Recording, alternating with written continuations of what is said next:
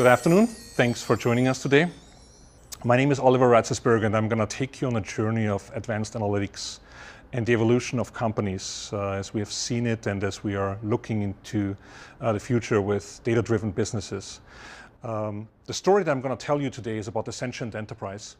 And I've had the fortune to work with Mohan Shani of Kellogg School of Management over the last year to compile the various use cases and stories that we have seen out there of companies evolving around data and agility and advanced capabilities into a maturity model that we call the Sentient Enterprise.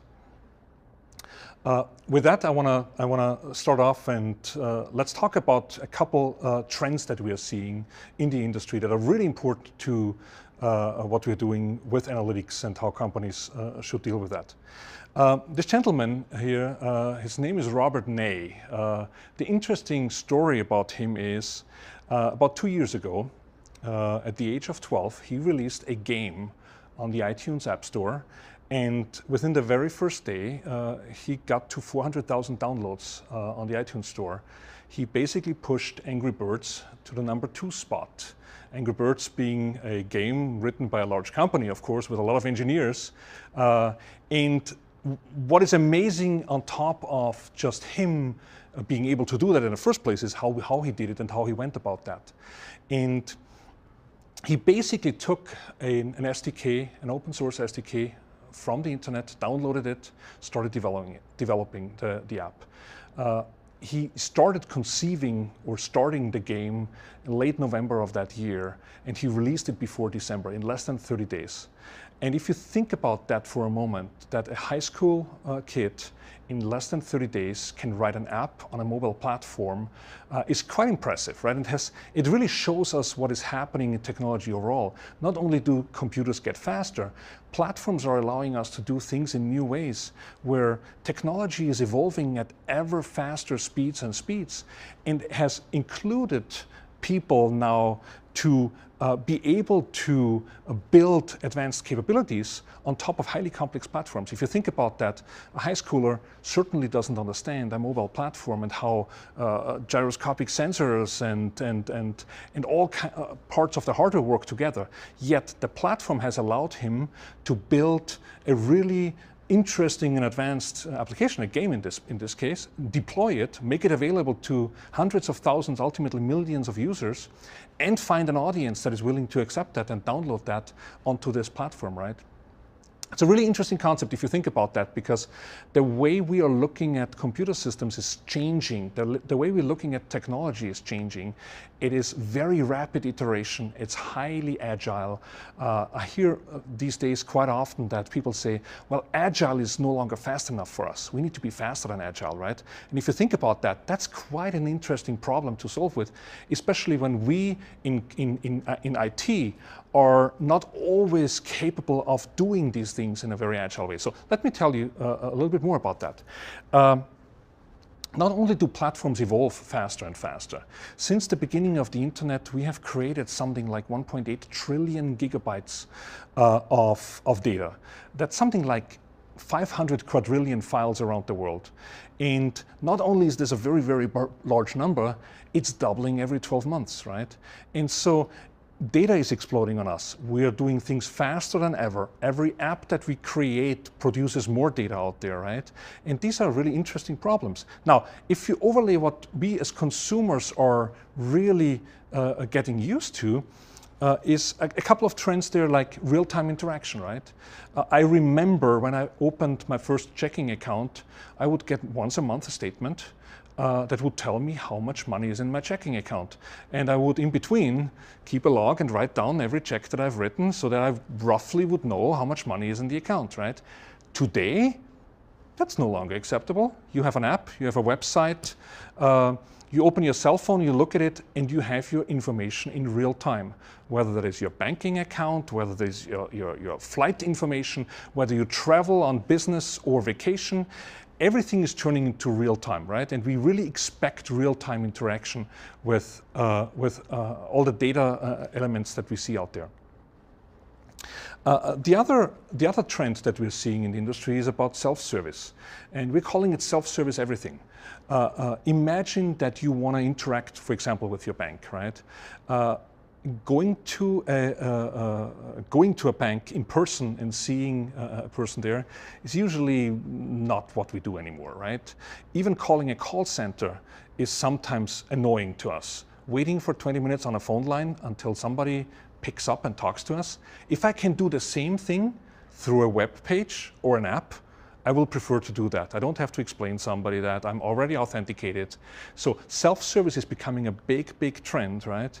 And if you compare just those two things, real-time and self-service, those are usually not strengths of IT departments. More and more CIOs are being asked to deliver things faster, in more real time, through more self-service, rather than through traditional methodologies and ticketing systems and fill out this requirements document, and then several days later or weeks or months, we'll get back to you, right? It's a really interesting time around data. And there's a couple key questions that really come up in organizations all the time. And we see a lot problems of companies dealing with data, as in we're dealing with a lot of data anarchy. There's a lot of silos of data out there. There's a lot of certain departments have their own data. They share or do not share that data with somebody else. Everybody wants to be in control of their own destiny, wants to build their own systems. It usually doesn't work very well at scale, right? Because now you have to search a lot of silos out there. We use a lot of humans to direct data around. We call it ETL, right?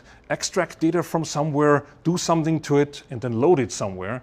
And it's a very slow process if you think about that, because it always involves a human being for every single column or table that we touch, right? We spend a lot of time sifting through data.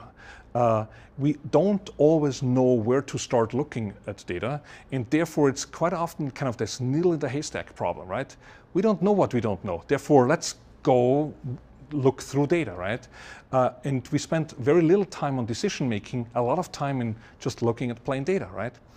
And all of these problems ultimately result in a lot of fire drills in companies. We spend a lot of time putting out fires, as in departments that need to look at, oh, where did this data come from? I can't find that data. Who has that data in the organization, right? Or why does my data look different from their data? And that weighs down on organizations quite a bit. The way we as an industry have approached this problem for the longest time around data is what we call the enterprise data warehouse, or the EDW, right? And I think as an industry, the majority of us have made a mistake over the years on how we go about building these EDWs. We have taken proven software development methodologies, typical waterfall methodologies, where we say, go write a requirements document, then we write a design document, and then we architect it, and we spec it, and we build it, then we test it, and then we roll it out. And quite honestly, the problem with companies is around data, that data is a big unknown factor in this game. We don't know what data will tell us. Therefore, our ideas of what we want to build with data are kind of back of the napkin ideas at first. Quite often, business executives have an idea, start out with an idea, they come to IT, they come to the CIO and say, I have this idea, I want to build something with data, right? Or I need to build something with data. We need to change how we do interactions with our customers, or increase productivity, or deal with churn or other problems. And what happens is quite interesting. The first thing that this idea meets is like the threaded requirements document, right? 50, 100 pages, here's your requirements document, go fill that out. By the time you're done, you give it to us, and now we can spec this whole thing out. What the business executive or the business team won't ever tell IT is, we really don't know what we want, right? We have an idea, we know we need to be better in this, but what data will support that? We just don't know, right? And so we put somebody that really doesn't have a detailed idea of what they want in front of a requirements document, and what happens is usually, give me all data in all possible combinations, build me any possible dashboard with all drill downs, right? And so it gets very broad, of course, right? And when an IT person or a product manager looks at these documents and say, oh my God, this is huge, right? It's gonna take us forever to build this. They're completely unreasonable. They want all data. We can't do that, right? And so what happens quite a lot is that in organizations, any projects around data or that enterprise data warehouse start taking 18 months or longer. In fact, I've talked to a lot of business executives over the last several years that said, 18 months, are you kidding? This is best case for us. It takes us 2 to 3 years to do something significant, right? And this is a real problem, right? We just talked about real time. We just talked about self-service. Even 18 months are a showstopper. If marketing comes to you with an idea what they want to do for this Christmas season, and you show up 12 months from now, you get likely 2 responses for them. They will either say, that is so last year, right? And I would have needed that last year, but you didn't give it to me, so therefore I made things up and I somehow got along without you. Or they take a first look at that thing and they say, well, I did not expect that, right? This data is telling you something completely different than what I was expecting. So here's 50 new questions. Build me new dashboards. Or here are the change requests, right? And so we are in this process of very anti-agile waterfall meets unknown data, means unknown details. And it's really putting a strain on a lot of companies and a lot of IT departments. And so for all the good and right reasons, what is the thing that we usually do as a company? Well, we say, we want to be agile. I'm an executive, I'm in marketing. I can't wait for IT, for the data warehouse to build me something in 18 months. I'm going to do it myself. I have a budget, I have some OpEx dollars to spend. I'm going to buy myself a little database, system, whatever it is. Technology doesn't matter in this case at all. And what do is, I'm just going to take the data that I need and I'm going to put it into my own database, aka data mart, right? And I'm going to be super agile. The next 30 days I have results, next 90 days I have results, right? And ultimately what happens is you get some quick wins out of this, right? There's some executives, some teams that will, within 30, 60 days, will really make some interesting insights or results and deliver them. Now, if you fast forward a couple of months, a couple of years into that journey of data marts, you will all of a sudden find the other side of that agility, and that is 2 executives meeting with the CEO, for example, and discussing what are the latest metrics. How many active customers did we have in Q2? And 2 executives will all of a sudden come up with 2 completely different numbers. And I've seen it where this is not a 1% problem, where the numbers are slightly different. I've seen where the numbers were off by more than 50%. And where executives in companies started to all of a sudden question all the data that is out there, because whoever they ask comes up with a completely different answer. And over the years, when I was at eBay, we started to realize that this is a real issue. And we said we have no metric around that. And we actually gave this problem a name, and we called it data drift.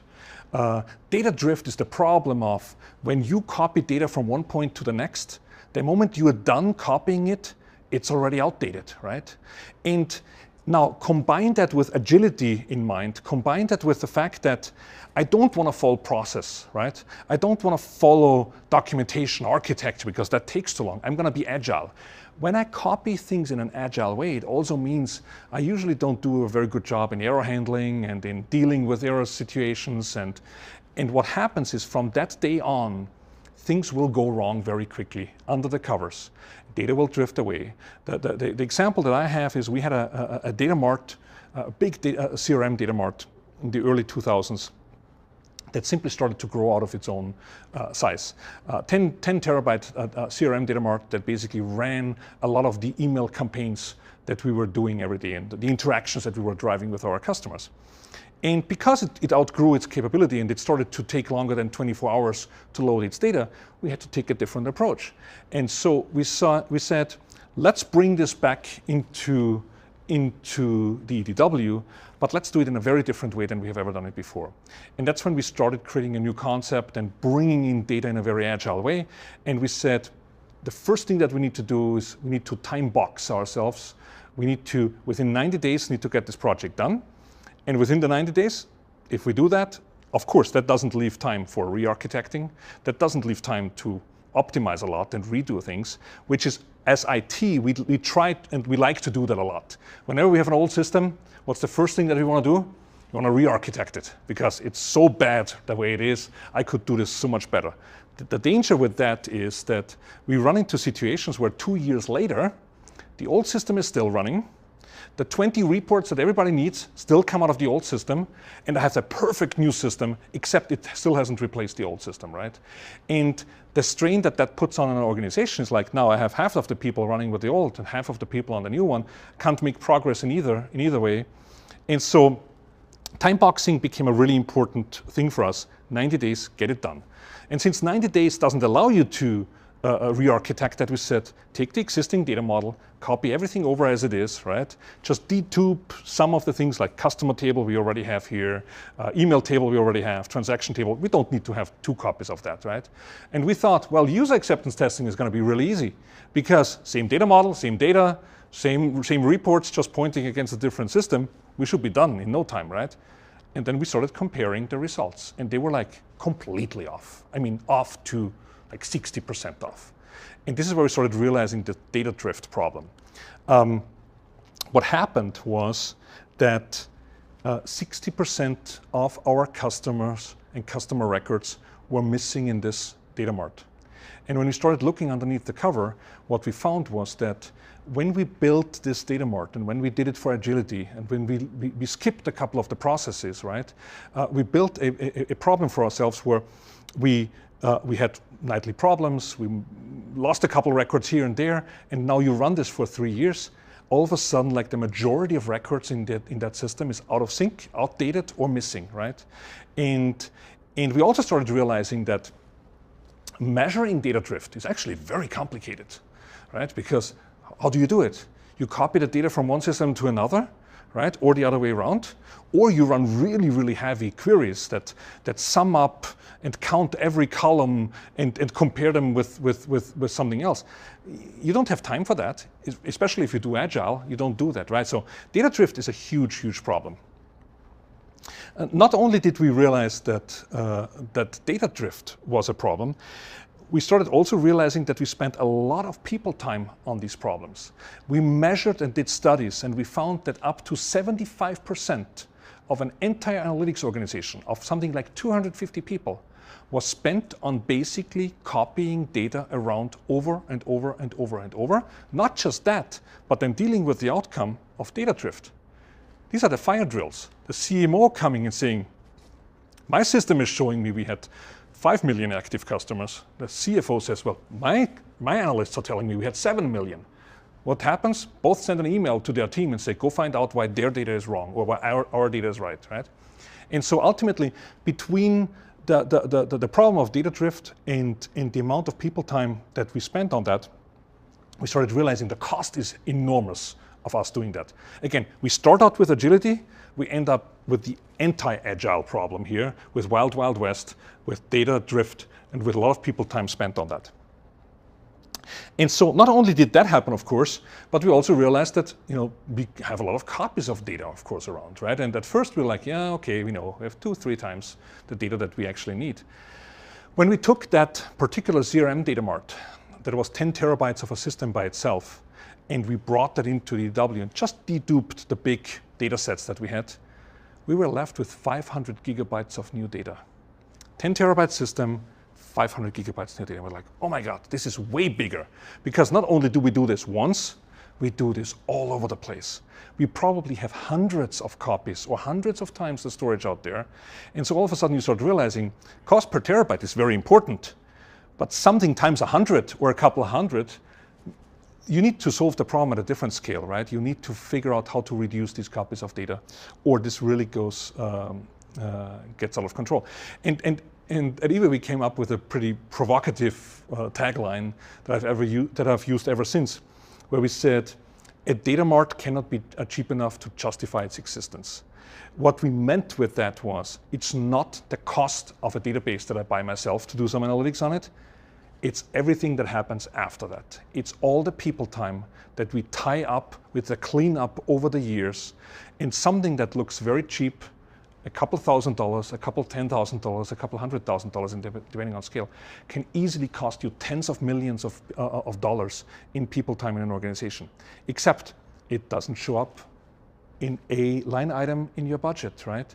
You don't see it if you don't look what your people are doing. So, great. So this is actually the start into the concept of the Sentient Enterprise. Great. We want to be agile. We just said, okay, for agility we do data marts, and then we come out of that saying, well, but we don't like them because of their implications that we have. And so this is where the 5 stages toward the Sentient Enterprise really start. And I want to give you a quick step-by-step walkthrough of what these 5 stages are and what is behind that. The very first stage of the Sentient Enterprise, and we called it the Agile Data Warehouse.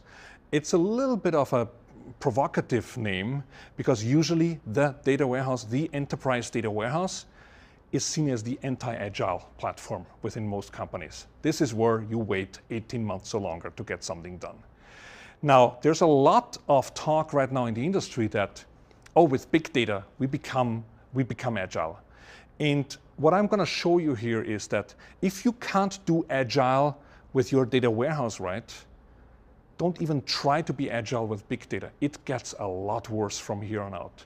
And so getting agility right in designing an organization, designing how you deal with data with agility in mind is the absolute foundation for everything that comes after that. And so we learned over the years that this is not technology, this is culture, this is process, this is how you get people together, this is how you train people on how to do that and not just let it happen. I've talked to companies over the years that said, oh, we are agile, right? And said, tell me how you're agile. Well, we do daily stand-up meetings. I said, okay, that's great, right? There's a lot of agile methodologies that do daily stand-ups. What else? We no longer write documentation. Okay. We no longer do architecture. It's like, okay. So basically you're telling me you're doing wild, wild west, right? In the pursuit of agility, you drop best practices. And here's the danger with that. That works great for a quick win. That works for the first 30 days, 90 days, maybe even 6 months. But after that time, the burden of this agility starts setting in. People move on that build certain things. Oh, we can no longer figure out who left that data behind? Who built these scripts? Oh, there's not even version control around that, right? There's no best practices. And so it's really important to do agility the right way and not just let it happen. And so, as I said before, we realized that this EDWs and all of these data marts were really starting to drag on the organization. And we spent too much time on being non-productive or not producing new results and just dealing with the fallout of that, right? And so we sat down, it was probably around 2004, 2005, where we said, how can we create an infrastructure that gives business units self-control, that lets them build new ideas out, try them out very quickly, without them having to copy half of our data around in order to do that, right? And at first we thought like, oh, perfect use case for cloud. And back then we were just getting into cloud ourselves, right? It's like, okay, instead of buying a database, why don't we just provision a database in the cloud? It's very fast, right? I mean, I can save weeks of time doing that. And we played it through amongst our leaders, and we started to ask ourselves, so how would that work? Okay, I go to the cloud, let me provision a little database. And we said, okay, what's next? Well, the first time you look into this cloud database, what do you see? Well, usually nothing, right? It's empty, right? There's no data in there. It doesn't matter what technology that you use either. And you can stand up anything in the cloud today. But the first time you provision that thing, this thing is empty. So what's the next step that you need to do? Start copying data there. It's like, okay, timeout, right? This is exactly the problem we are trying to avoid. The database in the cloud certainly doesn't solve that. So we need a different way to look about that. And we came up with that concept that we called initially virtual data marts, where we said, you know what? We want the ability of giving somebody a self-service database, a sandbox, a data lab, as we call them nowadays, right? Where they're in control, where they can load and integrate data, but where all of the underlying data is already there. And we built a platform and a self-service interface that allowed anybody in the company that had access rights to our analytical systems to create their own sandbox. Now, the moment we started, again, talking that through, it's like, okay, great. We no longer need to copy data around. We have all the data that we're allowed to see already there. That means I only need to give out very, very small pieces of storage, because as we've heard, one of our largest data marts, once integrated in this sense, was only 500 gigabytes of data. So we started out saying, what if we give everybody 100 gigabytes, no question asked? You come to us in less than 5 minutes, you have that system provisioned, and you can start loading data, you can start storing data, you can combine it with all the data that is there, right? We also started realizing that if we just did that and nothing else, this would become a very unorganized, everybody creates their own little sandbox, everybody loads whatever they want in that. And then 12 months from now on, we would have just like huge, huge problems with that. And we said, so the moment you do self-service, the moment you do agility, it's critical to get governance right and built into a self-service model. That means the first thing we decided was, if we do virtual data marts, we're gonna time box them. Back to that concept that we did before. We're gonna give you 30, 60, 90 days. You pick it, as long as it's one of those three, right? We give you a time box, and after that time box, 15 days before the expiration, the system will send you an email saying, hey, your data lab is about to expire. We made it super easy to extend that, but the human being had to open the email, click on that and say, I'm gonna extend it, right? I'm still working on that. Of course, we kept track of who re-upped their data labs or their virtual data marts. And when people did that a couple of times, they were on our radar of like, okay, somebody's doing something interesting there, right? We also trained people on what to do and what not to do with that. Training is very, very important. You can't just let a very powerful infrastructure loose on untrained people. So we made it a requirement. If you wanted a data lab, you first go through an advanced training class that we offer, right? And with that, it's kind of your driver's license to your data lab, right? We also started realizing that the moment you do self-service like that, you as the service provider really need to analyze what people are doing with that. And that's a concept that a lot of companies today don't have in their tool set. And I often refer to it as analytics about analytics. It is really important to take the logs of what people are doing with their data labs and follow them along. Just as important as it is for an e-commerce company to do clickstream analysis. If you build new web pages and you don't analyze who is using them, you might build pages that nobody can find, right, on the website, or nobody is using because they don't like it, right?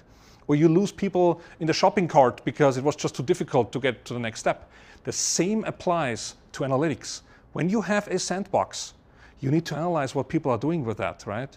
You need to do it for governance. You need to also do it in order to learn from the behaviors and help you design the next iteration, the next capabilities that you have. So virtual data marts, really important. Now, virtual data marts by themselves are just another tool. What you need to do is you need to focus very heavily on the organization. And in our case, we decided we're gonna use Scrum as a methodology to be agile. And we trained technology people as well as business people to work in a Scrum-based environment, put technology and business people together into the same teams that would do daily stand-ups, that would work in the same war rooms, that would have tools like virtual data marts and upload tools available, where Monday morning an idea, by Monday afternoon I have some results. By Wednesday, I might know if I'm onto something or not, right?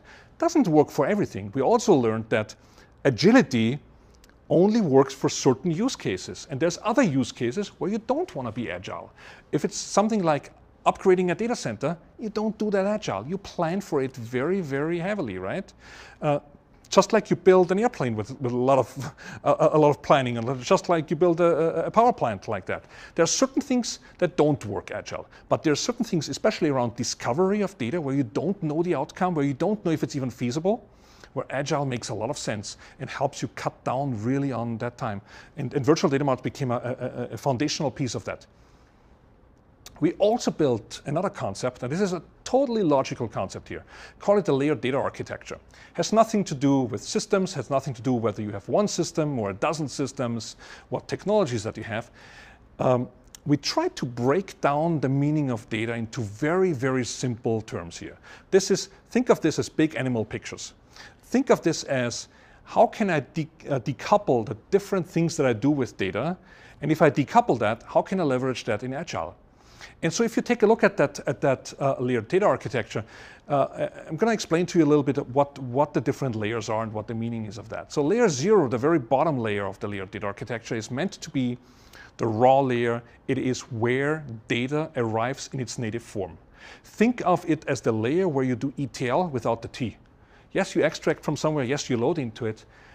The goal for that layer is preserve lineage, preserve structure, but deal with the fact that it might change over time, deal with the fact that you don't know how to data model that, and you should not. The layer 0 should not need a data model other than the data model that you inherit from wherever you get the data. And the big difference in this, in some of the where the industry is today with big data is, there's one big difference, as I said, preserve structure. If data is transactional, if data comes out of an existing system, an existing database, don't throw away the structure and unstructure it and write it into text files so that everybody else who now wants to use it needs to restructure it and reapply structure to that. But build an environment where structure, semi-structure, and no structure can reside next to each other, right? And let's take a look at the next layer on top of that. We call it the integration layer. Traditionally, we would have looked at this as this is where you do the data model. This is where you build an enterprise data model, right? And again, together with the EDW, we have gotten to enterprise data models that have 20, 30, 50,000 tables. We have data modeling teams of 5 people that should maintain a 30,000 table data model. Not really good. And if you look, if you do this analytics about analytics, and if you look who is using what portions, sometimes less than 2% of these data models are actively being used over and over and over and over, right? So we spend a lot of time up front in modeling, and then we only use a part of that. And we started realizing data integration is a spectrum. It goes all the way from highly typed, highly modeled pieces of your data to less and less and less modeled pieces. And in certain pieces, it's okay to keep the original structures as is. That's good enough for a first use case. Layer 2 on top of that, calculation layer, very simple. Any sort of calculations, KPIs that you develop, you want to put that into a layered data architecture. Why? Again, we learned from our own mistakes. We used our BI tools and their metadata capabilities to calculate revenue and margins and churn rates and whatnot. But whenever we did that within whatever your favorite BI tool is, people that came through Excel or through something else or through another BI tool that didn't have that metadata, they didn't have the calculations. So what did they do? They reinvented them. And most of the time, incorrectly, right? So data becomes wrong. Even though you look at the same data, now you have problems telling different stories because your KPIs don't match up. So really important for us to split out KPIs and have a calculation layer where we do that. Then on top of that, it's basically just aggregations. Now it is by product, by customer, by segment, by location, by business line, by whatever. It's the same data that now rolls up to different use cases, right? But it's the same data based on the same calculations. And on top of that, that fourth layer here is the presentation layer. This is where we realized in many cases we need to present data in different forms. Certain applications or data miners prefer to get one very wide table, one key, hundreds of variables. Other applications wanted to have snowflake models. Other applications normalized data model. That then is just a presentation form of whatever works best for that environment. And all the way on top, we put that data lab layer, which allows us to basically give self-service access to little prototypes that people can build with all the underlying data. And if you look at how that layered data architecture is set up, and if you look across the board, here's some examples of how various different types of users are mapped against that logical layered data architecture. And you see that individuals like data scientists or the most advanced engineers that you have, they will see all the layers of the layered data architecture. They can drill down all the way to raw data. Very powerful, right? That also means that if they are part of a Scrum team that needs to bring in new data, the very moment data lands in that layer 0 of the layered data architecture, they can immediately start working on that, right? They don't need to wait for a data model to happen or for a dashboard to be written or ETL code to be written. They can immediately look at that data. Very important. Having said that, as powerful as raw data is to people that really know what they're doing, as dangerous it is for people that don't know what the raw data means, right? And so you see on the other spectrum, a regular user should never go anywhere near that because it is not governed, it is not pre-calculated, it doesn't have the calculations in it. And so you see different user groups will access different layers in that layered data architecture. Very important. The bottom, the further down you go with the layered data architecture, the more atomic data is. An event is an event, a transaction is a transaction, a reading is a reading. The higher up you go, the more you roll up data to see trends and patterns and KPIs and whatnot, right? I'm going to refer to that layered data architecture a couple of times throughout this maturity model because it's really important of how you apply it at the various different steps. So this was the first level in that maturity model. We call it the agile data warehouse. Again, this is meant to help an organization become agile with data. Whether it is small data or big data, that is irrelevant. You need to be good at being agile with data, and for that you need self-service, you need things like sandboxes, you need governance that is automatic and built in, that you simply cannot avoid, and you need to do things like analytics about analytics that tells you who is doing what with data so that you can learn from that. Now let's go to the second step in the Sentient Enterprise, and we call it the behavioral data platform. And that's a really interesting area by itself because it represents a shift in mindset in a company. This, again, yes, there's technology involved here, but it's also a huge shift how a company deals with data and with customer data or with sensor data and how it is different from where we all come from. We all come from a transactional data centric view.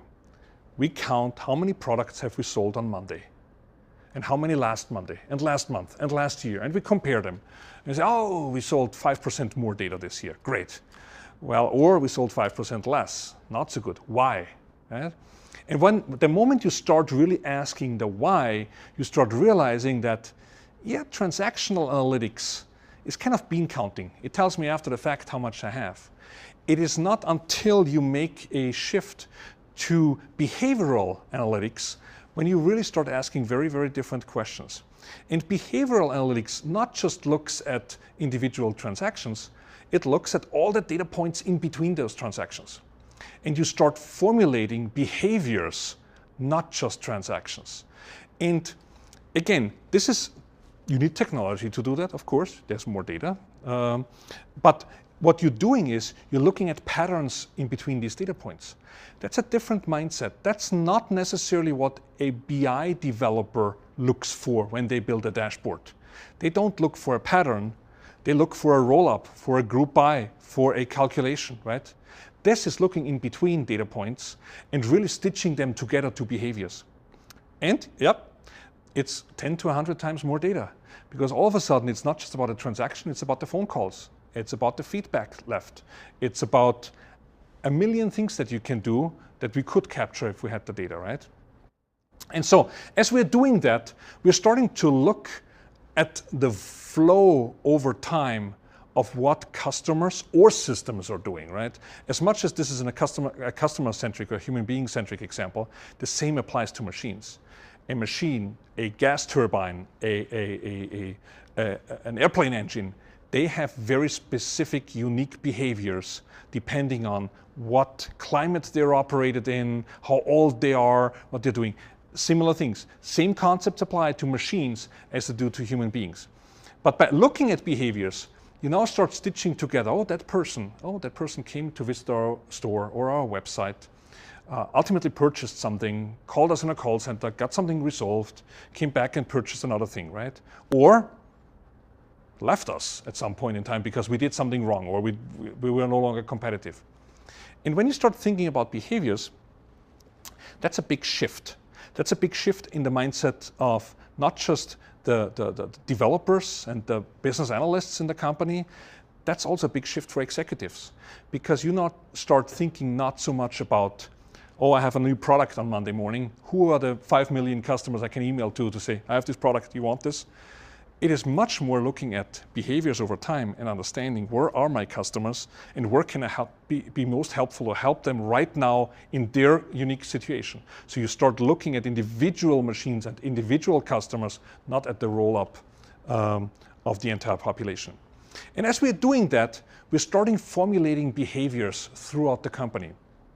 When that happened at a place like eBay, we started building an experimentation platform.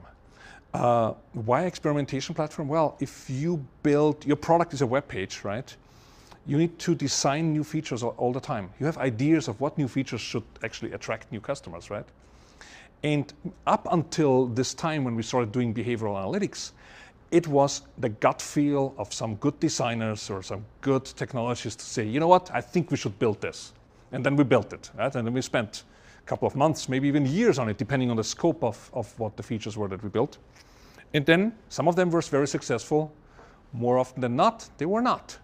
And we started realizing, well, these gut decisions are really not what should drive us.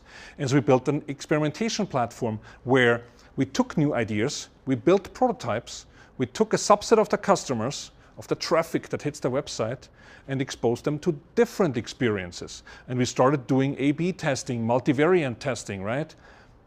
So if we want a new button on the site, should it be red, yellow, or green? Should it be left? Should it be right? Where do you want it placed?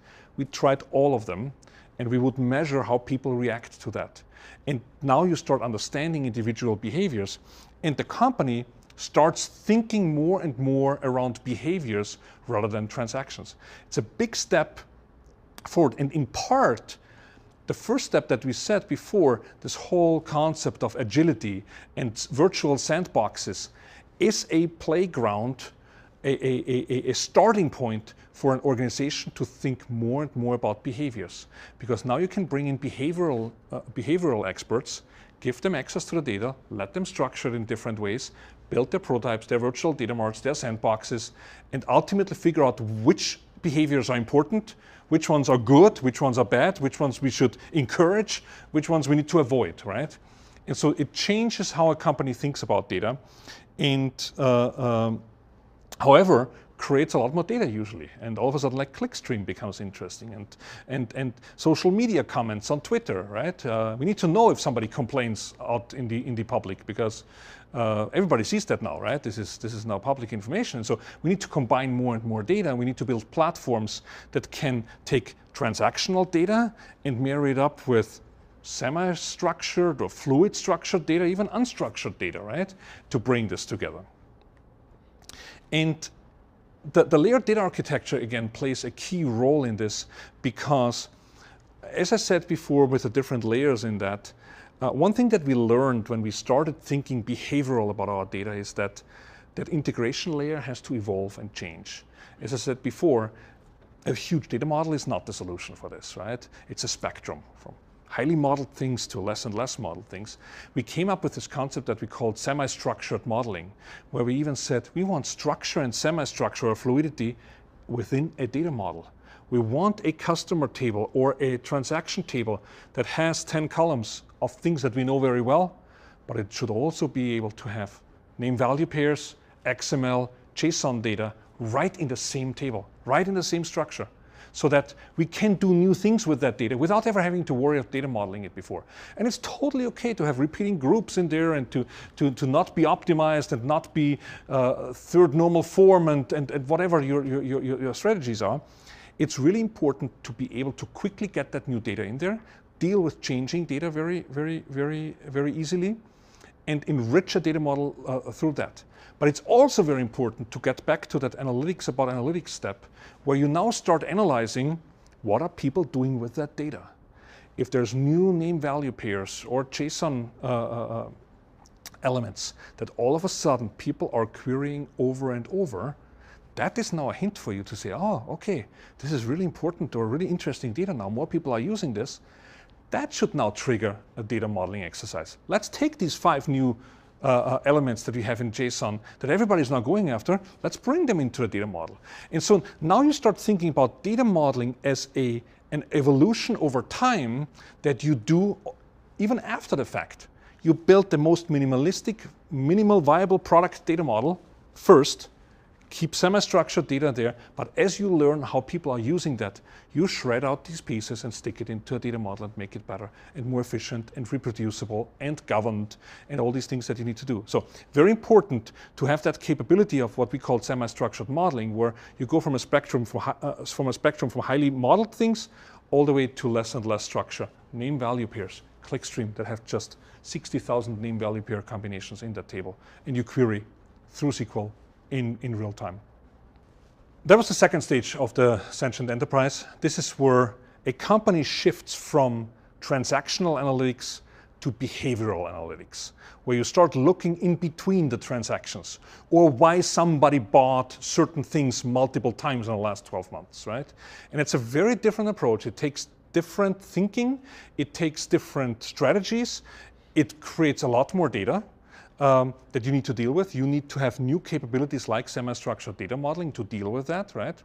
At the same point in time, you cannot give up on governance. You cannot throw away transactional data, because ultimately, every one of these experiments that I said we would do in the experimentation platform was measured by, did it drive more revenue? Did it create more profit?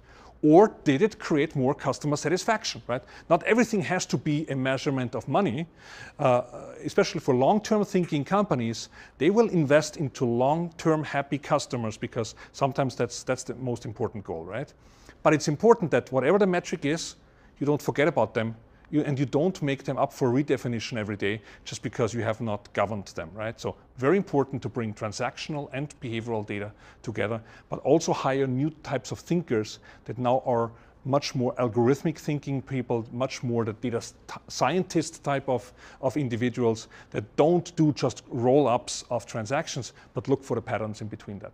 With that, we're going to go to the third stage of the Sentient Enterprise, and we call it the Collaborative Ideation Platform. Big name.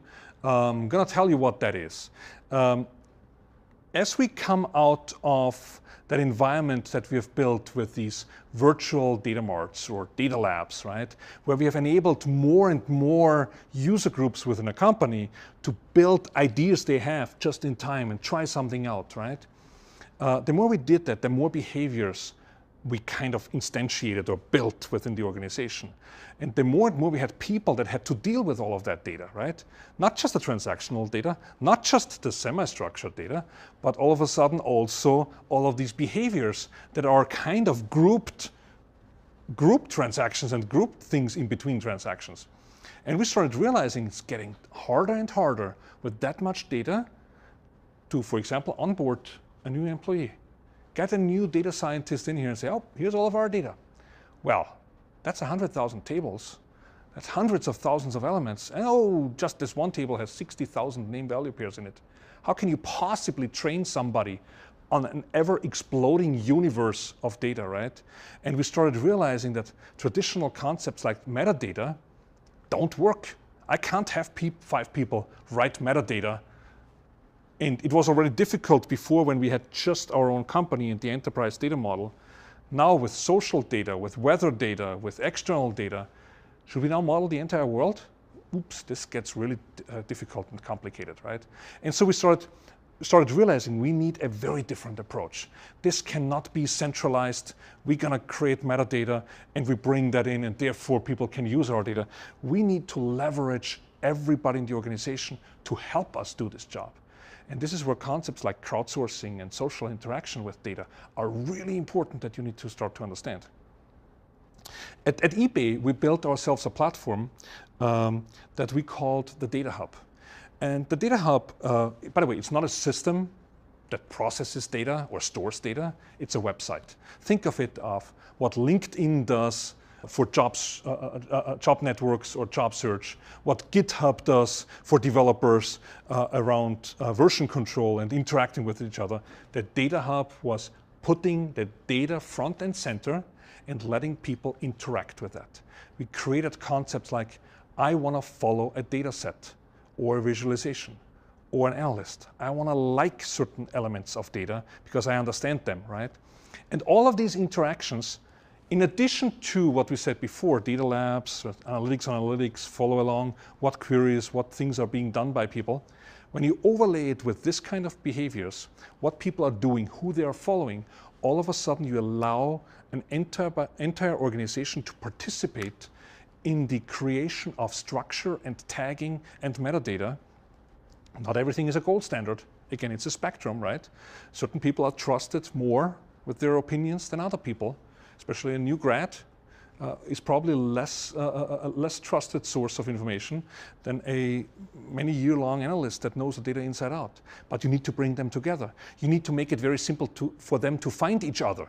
One of the first things that we built was we built a Q&A forum section on that site, and I asked our support team, I said, you know, for all the support requests that you get in through the data hotline, for everything that is not private or confidential, I want you to put it into the Q&A section of the website. Post the question, post the answer. And we're going to start indexing all of that with a search, right? Big part of that is you need to be able to find things. Metadata was indexed, just as comments were indexed, just as articles, Q&As, everything. We went into the metadata of tools like Tableau and MicroStrategy and indexed them as well. We even went so far, we hacked the toolbars of some of our BI tools and put a Data Hub logo on it to say, oh, if you find that thing, that visualization, you are really interested, all you need to do is hit that toolbar button. And from that moment on, you would have an embedded version of that visualization in your homepage on the Data Hub, right? You would be able to collect data elements as you see them in the organization. And by collecting them, you would tell us that you're interested in some way, right? So we could use that in the relevance of our search results to really now amplify what people are doing. And we brought people together that were working on similar problems within an organization that had no idea that they were working on the same problem.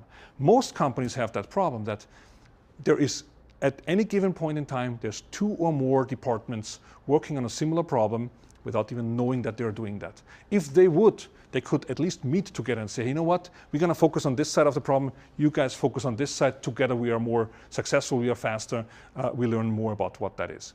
We ultimately built in concepts like crowdsourcing into that, and if you think about that, what we basically did is we allowed collaboration at an enterprise scale through concepts of sharing and liking and searching and really making it the one-stop shop for everybody that needed to know something. If you went into your browser and you typed in data or Data Hub, it would take you to your personal page. You would find in there with search as much as we know about data that exists. We would index every wiki in the company in this thing, and we would correlate it with KPIs and metrics and data models, and all brought that together in one place. There's tools, obviously, in the industry that do that, right? There's various companies that use crowdsourcing for very interesting things. One of the companies that I want to point out is Kaggle, for example, right? It's a data scientist competition crowdsourced company. If you have a scientific problem or an algorithmic problem, and you're willing to give an anonymous data set, a training set, and a result set to them, you will. And you set out some sort of prize money, right? You will get data scientists from around the world to start competing. Who has the better algorithm for your data? Very interesting concept if you think about it. It's ultimately modeled after a Netflix prize that Netflix did in 2009, where they basically put up $1 million to say, for those that build us a better algorithm on how to predict what we should recommend you as your next movie, it's worth $1 million to us, right?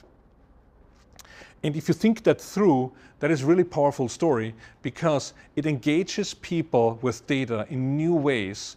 And we need to bring that kind of concept into our organizations. Some of our companies have tens of thousands of people that all deal with aspects of data in one way or another, but they're completely separated from each other. They don't talk to each other. If you don't sit in the same group, you probably don't even know that somebody else exists that has a similar problem.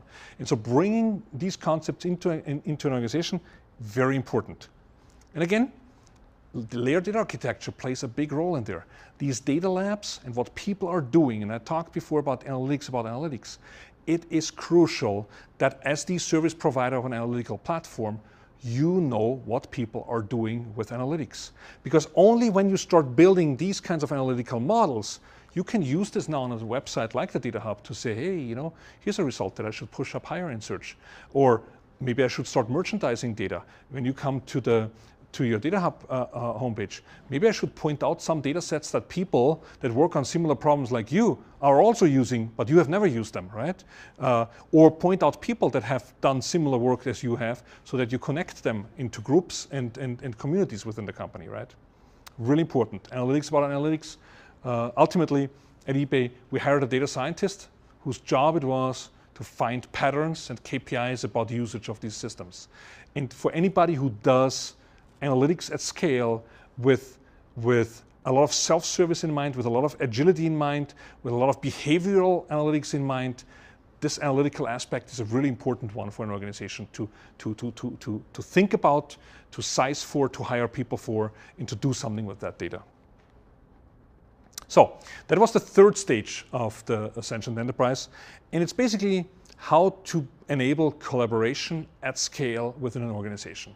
It's about thinking about this LinkedIn for analytics. What is your internal hub that you can go to and you find out everything there is to know about analytics, where you find all the self-service tools, whether it is data labs, whether it's data load utilities, whether it tells you how much you have used out of the analytical infrastructure, all the self-service tools need to be there. And it's really about crowdsourcing metadata rather than trying to run massive metadata projects that then are outdated the very moment they're turned live, right? So, great. So now we have built data labs. We have enabled agility within a company. That has led to a lot of behavioral analytics within a company that has created now so much more data and so much more interaction. Then we built a collaboration platform that allows people to follow each other and learn about data that is out there. Great. So now we are producing more and more analytical output in a company. More and more insights are being found. But if these insights turn into an email to tell somebody, I found this, and this email gets ignored, doesn't get implemented, all of a sudden you start realizing that you're building a lot of output that the company is no longer able to act on. We're not doing anything. Sharing that idea of what I just found with somebody else, if that has to go through screenshots and email, even through a collaboration platform, if it stops there, the best insights are not worth anything if you can't act on them. A company needs to be enabled to implement them and do them over and over and over. And this is really where the analytical application platform comes into play here. You need to allow people to do what we have done with the app economy on various other platforms, right? Because today how organizations operate is very much centralized development teams that have to code something. We need to go to a place where platforms like mobile devices, like other web sites, have built themselves so that other people can build on top of their platforms, right? And this is not a way IT typically thinks about their products. When we think about applications in IT, we think about ERP, we think about CRM, we think about multi-million-dollar software packages that take 2, 3, 4 years to implement, right? What I'm talking here is mini apps that are as small as the things that you run on your cell phone, that somebody like a college grad can write without having to be the expert of all the underlying platforms, right? Really important to turn an analytical ecosystem into a platform that other people can iterate on it. And if you want to do that, you need to get to concepts like zero-cost deployment. You need to learn from cloud and from DevOps, what does it take to write a new application and push it. And what does it mean to push it 5 times in a day? How do I keep version track of that thing? How do I measure if these apps work? How do I measure if they consume a lot, right? All of that, if you take that into a self-service environment, you need these analytical capabilities, but you need to enable different teams, not just to have a data lab, but also build an app on top of that by themselves, without having to go and ask somebody for permission or get in line to get resources. The one example that we've done at one of the companies that I've worked at is we realized we need this kind of a platform. And we built ourselves the most primitive, simple application platform that allowed us to take workflows and concepts, things we found in data and that we agreed, oh yeah, this is a great insight, and then codify it into an application. And the example that I have here for you is, so we started realizing that we needed to build customer segmentation at a very different level than we had done before. It is about the fact that most companies in the world that you walk into, when you talk about their customer segments, they have usually a handful of them operationalized. And when I talk about operationalizing, that means where when you go into different departments and you tell them what customer segment you're looking for, that they would pull up the exact same definition with the exact same number of customers in it, and they would use the exact same metrics to describe that. And so we started realizing we don't have that, we need to build something. We had 7, 10 customer segments defined very well. We said, okay, let's do this in an app world. Let's build an app that can do thousands of segments, millions of segments. And first was like, that's stupid. You would never do millions of segments.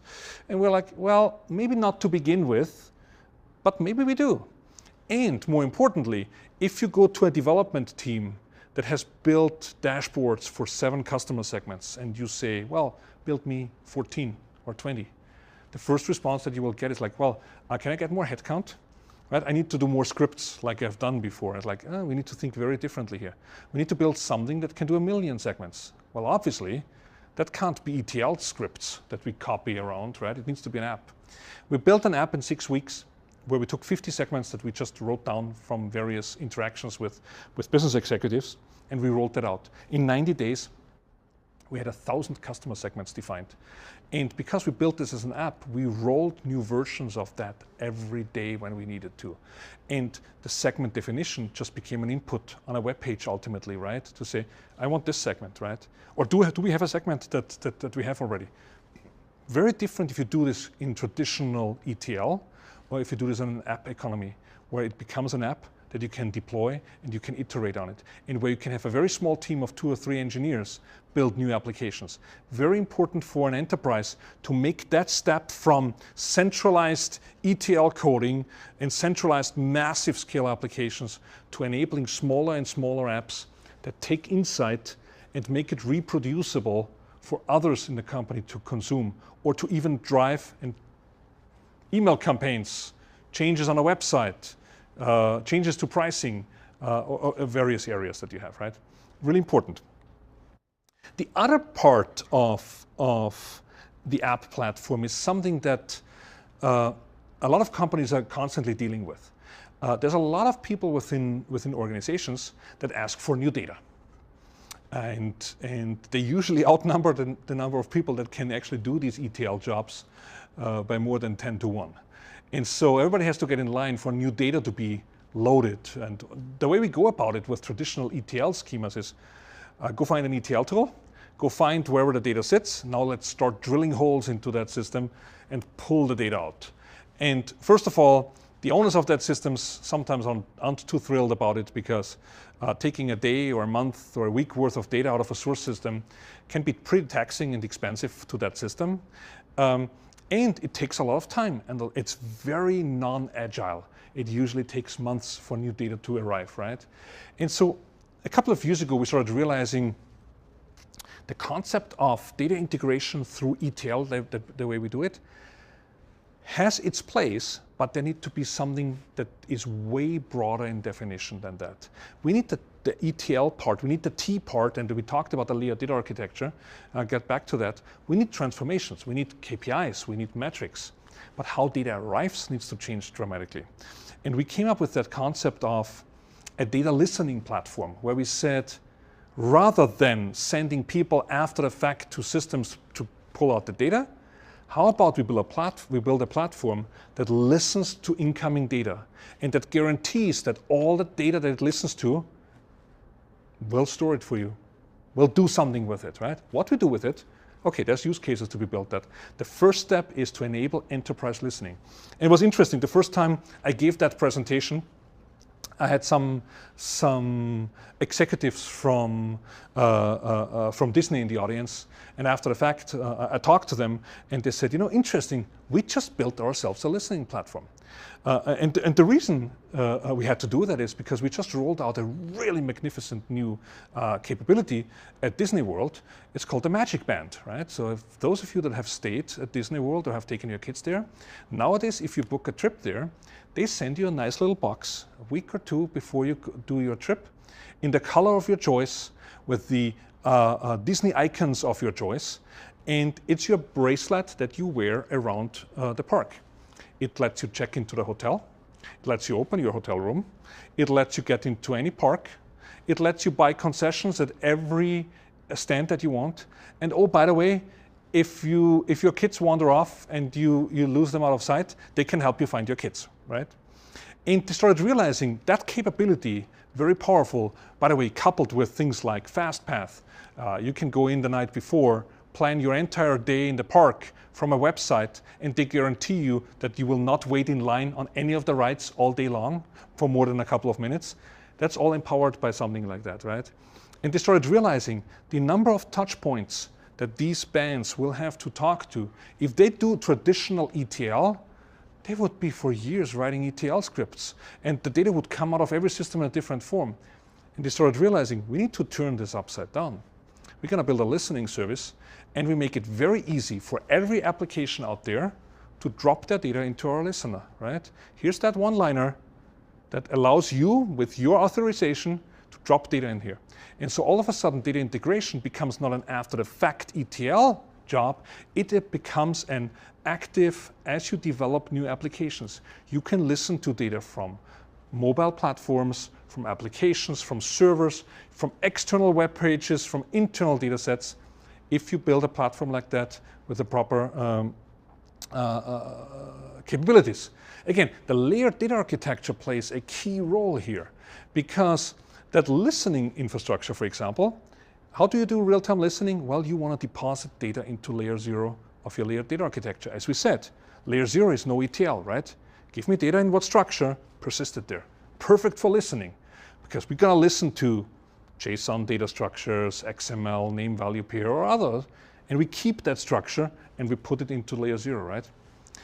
Instead of building ETL scripts with app, we now build data engines. We build applications that take input data and create another level of data. So as we move data through the layers of the layered data architecture, we build more and more of these data engines as apps that can live by themselves to deploy them as we need them in an organization, and ultimately allow people to do mashups in their data labs where they combine existing applications or existing outputs and do entire new workflows, visualizations, outputs for email or campaign systems, or inputs for pricing models, right?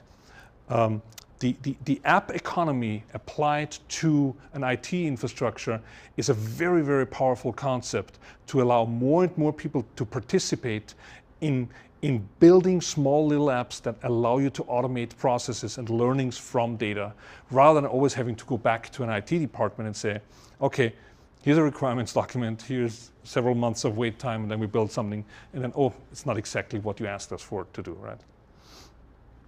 So, again, layer 4 of the Sentient Enterprise is really centered around platform enabling your infrastructure.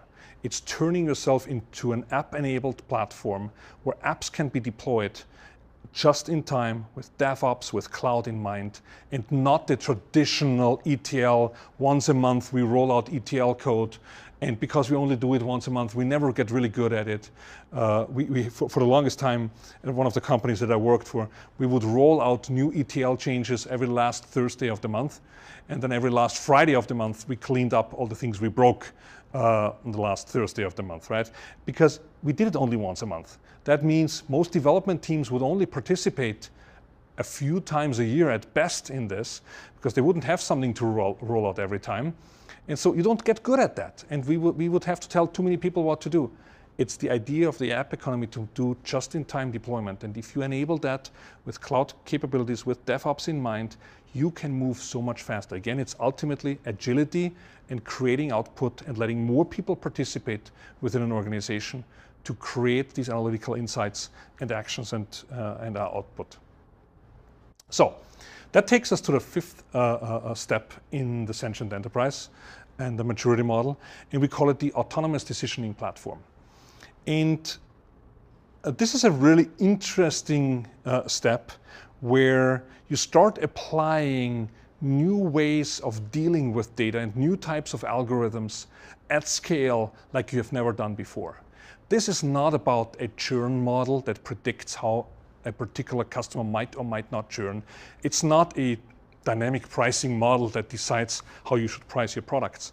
These are models that we're going to talk about here that look at all of your data, all of your KPIs, all of the trends, everything, and that help you decide where should human beings look at. Because the big problem that you have as we have built all of that is like, so we built virtual data marts, great, a lot of sandboxes out there. We went from transactional to behavioral analytics. Okay, even more data, even more insight, right? Okay, we connected everybody with social and crowdsourcing and made everybody smarter to produce even more output. Now we build apps that implement a lot of things and even more output happens. And ultimately you arrive at a stage where you might have hundreds of analysts within a company and they start their day pretty much not knowing what they will do today. So by now you have hundreds of dashboards, visualizations. So which ones are you going to look at today, right? The ones in Germany, the ones in Sweden, the US, East Coast, West Coast? Where will I find a new needle in the haystack? You don't know, right? And so more and more of the people time is spent on sifting through data and not knowing what to do. This is where the autonomous decisioning platform comes in. Today, we spend upwards of 90% of our people time in just digging through mountains of data, KPIs, dashboards. There's more dashboards in the world today that have millions of drill down options in a single dashboard than one wants to believe. Because by the time you have all these dimensions and you drill down by geography, by product, by customer segment, oh, now we have 1,000 customer segments. Which ones do you drill down as an analyst to look into, right? All of them at the same time? You won't be able to do that. We need to change that. We need to change how we spend time on searching for these needles in the haystack and how we turn this into, we want to spend the majority of our time in making decisions, because this is where we as human beings are really good at, right? And we should do that. So there's a couple of concepts here that are not necessarily new to how we deal with technology. One of the up-and-coming technologies that you might see around is like the whole concept of self-driving vehicles. How is that possible? Well, the decision maker is the human being, right? Where do I want to go? But it can do certain things with algorithms very good. Even if you don't happen to have a self-driving car just yet. More and more cars have things like adaptive cruise control. What makes adaptive cruise control really interesting is the computer on board of the car can check 60 times a second the distance to the vehicles in front of you. Way better than you can ever do, right? And by the way, it will not get distracted by that police vehicle sitting on the side of the road, right? Or that other thing happening over there. And so there are certain things where algorithms and systems are really good at, right? And when you apply that to data, that becomes really interesting, because looking for outliers is what systems and algorithms can be really good at. Now, you need to avoid the false positives. You don't want to make a right turn where there's no street, right? You don't want to hit the brakes if there's nothing in front of you. You have to brake. Another example of that is the whole concept of automated trading. Today, in the world of finance, the vast majority of financial transactions are automated, right? They're driven by algorithms. And there's a lot of investment going into algorithms on how to do that. Why? Because you want your experts not to look for every stock transaction. You want your experts to train the models of how to interact with it and then apply it at the millions, in milliseconds, right? So these are kinds of concepts that we as companies need to adopt to learn with data at scale. Because by the time we have hundreds or thousands of KPIs and we have all of these visualizations and all these dashboards and all these apps producing more and more and all these behaviors, where should we start, right? It needs to be something where we leverage algorithms to say, you know, today the top 3 outliers are these things. Somebody should look at that, right? Rather than sending hundreds of people to trying to find that. And we see companies nowadays that are starting to go down that path. How do they build that layer on top of their analytical infrastructure to basically compare every KPI with every dimension, with every drill down, with every customer segment to say, where are anomalies happening? And can I focus my human beings on these anomalies rather than sifting through data? So, what we have now done is basically creating an organization as a single organism. We are putting things together where we let more people work closer together, where we let them share, identify new concepts, give them data labs, build collaboration, follow people, learn from other behaviors, build repeatable processes like apps to do something about that, and ultimately wrap algorithms around that help us make ourselves more productive by showing us where we should look next, right? And this is ultimately the end goal of the Sentient Enterprise, is like bringing all of these capabilities together. Now, the 5 levels that I've just told you, you will not find a company that has implemented all 5 of them. You will not be able to do that in a couple of months or even a year or even a few years. It will take for every step, sometimes multiple years, for an organization to get really good at that. If you want to get agile, it will take lots of learning, it will take a lot of transformation, and it will take time. If you want to do behavioral analytics, you have to bring in new types of thinkers, new types of analysts, data scientist type of individual that think about patterns instead of transactions, right? And as you go into every one of these levels, the more and more you implement of that, the more and more you bring an organization together as a single organism. And so that was the last level. This is the autonomous decisioning platform. Again, we said predictive algorithms that help you look at anomalies in data across the board, right? Really an important step, because it has the potential to shift where your teams are spending time on, from sifting through data to actual decision making in a company, right? And so we talked about all the various layers in here. Just to recap one more time very quickly, the Agile Data Warehouse, moving from a traditional centralized waterfall-driven, write a requirements document to a centralizing the data but decentralizing the use cases. Allow people to do data labs, but govern it, right? Create analytics around that. Know what people are doing. Don't let that turn into wild, wild west, where after a year you no longer know who built what. You need to have concepts like fast path methodologies in there. If somebody built a prototype, help them get it into production very quickly, right? Without these requirements documents. Behavioral data platform. This is really where you, as a company, make that shift from transactional analytics to behavioral analytics. And that goes all the way up to the CEO. This is all the way, it's a different mindset that a company is at, that thinks about behaviors of customers first before the product lineup, right, that you have, or the behaviors of machines and how you can optimize them and how you can learn from that.